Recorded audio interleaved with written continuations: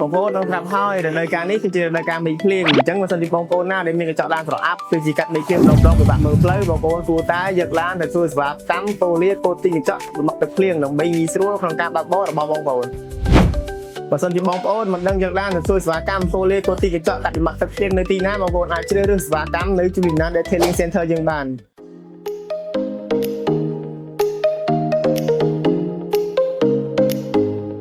ពួកយើងនឹងដោះស្រាយបញ្ហានេះជូនបងប្អូន